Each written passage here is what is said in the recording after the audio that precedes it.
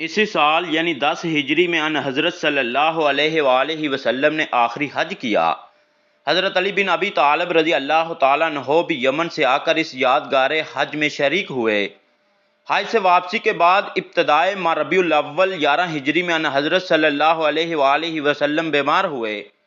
حضرت علی رضی اللہ تعالیٰ عنہ نے نہایت تندہی اور جان فشائی کے ساتھ تیمارداری اور خدمت گزاری کا فرض انجام دیا۔ ایک روز باہر آئے لوگوں نے پوچھا، اب حضور انور صلی اللہ علیہ وآلہ وسلم کا مزاج کیسا ہے؟ حضرت علی رضی اللہ تعالیٰ عنہ نے اطمینان ظاہر کیا۔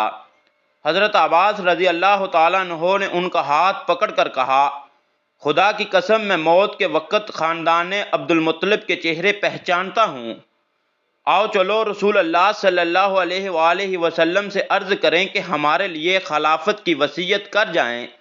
حضرت علی رضی اللہ تعالیٰ عنہ نے کہا، میں عرض نہیں کروں گا۔ اگر خدا کی قسم ان حضرت صلی اللہ علیہ وآلہ وسلم نے انکار کر دیا تو پھر آئندہ کوئی امید باقی نہیں رہے گی۔ 10 روز کی مختصر علالت کے بعد 12 ربیع الاول دوشنبہ کے دن دوپہر کے وقت ان حضرت صلی اللہ علیہ وآلہ وسلم نے جانثاروں کو اپنی مفارقت کا داغ دیا۔